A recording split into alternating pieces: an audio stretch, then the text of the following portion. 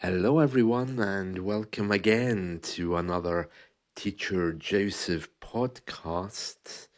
Well, today we're going to talk about Florence Nightingale, the 19th century nurse. A few of you have been asking me to talk a little bit more about history and the history of the UK.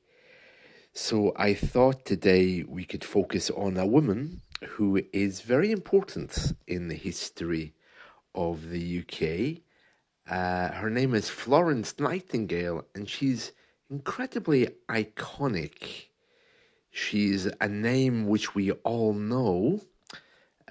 We all know basic information about her.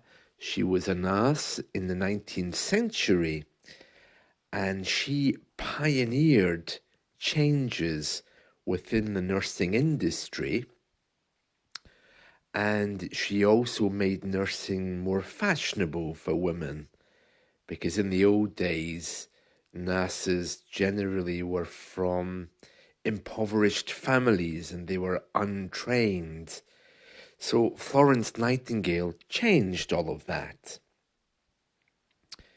2020 was the 200th anniversary of Florence Nightingale's birth.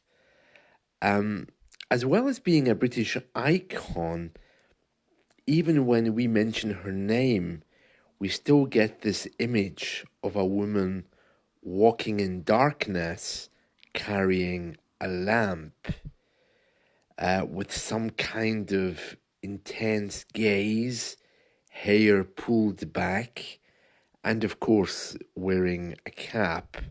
You know, nurses, they used to always wear a little hat on top of their head, and in Florence Nightingale's day, that little hat was like a veil. It was something which covered both sides of the head.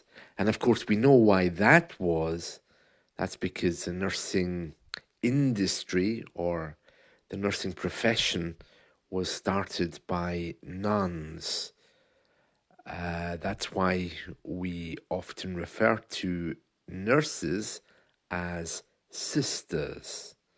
So if you're planning on calling a nurse something, if it's a woman, we would call her sister. So if I know the nurse's name is Nurse Scott, I would call her Sister Scott.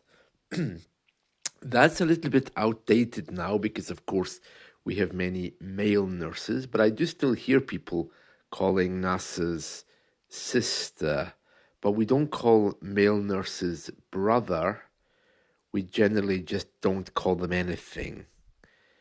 I've heard some nurses being called staff nurse. I don't know what that is, staff nurse. Or you could, of course, just refer to the nurse by her title, nurse. Thank you, nurse, in the same way as you would with a doctor. But sister seems to be still very common. Anyway, back to Florence Nightingale.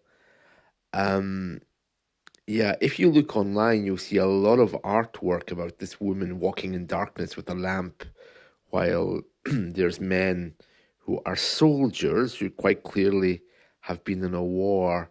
And that's because during our colonial days in the mid 19th century, she went to some different places in our colonies to treat the soldiers. I think the biggest one of those was Australia, where she brought great comfort to soldiers who had been wounded in the Crimean War. She has had many movies made about her.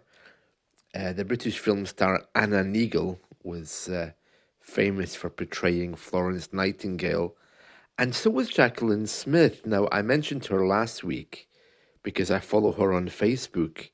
She was in Charlie's Angels. She's this kind of like really glamorous American woman. So she also played Florence Nightingale. There's been many stage plays in the theatre, radio plays as well. She's had many things named after her, such as an asteroid, a Dutch aeroplane, a US Navy ship. She's also featured on our stamps for sending letters, and also our money, our banknotes featured Florence Nightingale up until 1994. So she basically came from a very well to do family. A well to do family means a well off family, a rich family. And of course, in the 19th century, that was quite a big thing. But her father believed that women had a right to be educated. Now, that was very unusual in those days for any class of person, but particularly among the middle class. So she was very lucky because it means that she was taught more things like mathematics than she would have been uh, if she, for example, was perhaps born into a family where they didn't care about education. Most women in those days were widows or unemployed servants who had to find a way to live. It seems not much has changed in different parts of the world. If you like Charles Dickens, he wrote a novel uh, which was called, I think, Martin Chuzzlewit, which was about a nurse, or at least a nurse was in it, called Sarah Gamp, and she's shown as being untrained and incompetent. And that's the way they were in those days. And Florence Nightingale once said, it seems very strange that when you put someone into a hospital, that they should get more sick instead of better. Yeah, again, some people would say not a lot has changed.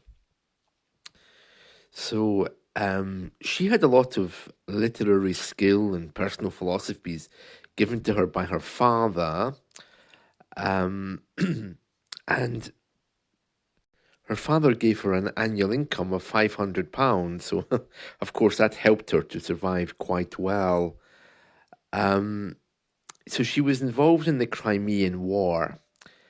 And while she was making observations about soldiers and the conditions in which the hospitals were in, um, she began to notice how really bad the conditions were. Hospitals in those days really had huge failures and mismanagement, and not only in the hospitals, but the whole war seemed really strange and odd. And she began collecting evidence with an understanding that living conditions of soldiers and civilians were really crucial to health, and she campaigned for better sanitary conditions in hospitals and in working class homes, and that had a major impact on UK living. She also conducted research on the army in India, demonstrating bad drainage, contaminated water, overcrowding, and poor ventilation were causing high deaths. So she was definitely ahead of her time, wasn't she? And she was great with statistics. Yeah, I mean, by today's standards, it would have been seen very strange in those days, I suppose. She had her own types of pie charts before they were even invented. From the 1860s, trained nurses were introduced into workhouses so that sick people were no longer treated by other poor people. So all very good things that she did there. So that's probably why she's remembered as an icon. And she set up the nurses' training at St Thomas's Hospital, where the very first graduate nurses who were trained in healthcare could work in hospitals. Because before that, it was just poor people who went to the hospital to work. They didn't have any medical training. Very sad. International Nurses Day is on her birthday, which is on the 12th of May. So she lived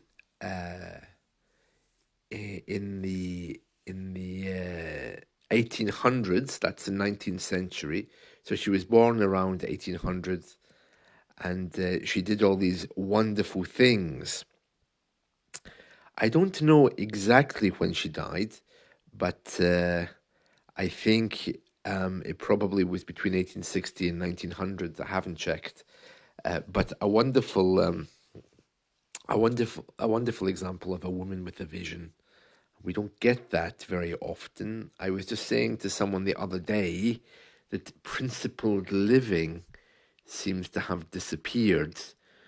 Principled living was something that the older generations had here. I know my parents and grandparents had it, and that means that you had one principle that you believed in, let's say Christianity or Islam, or the right for education in the case of Florence Nightingale, to be educated about health, or to live in better sanitary conditions.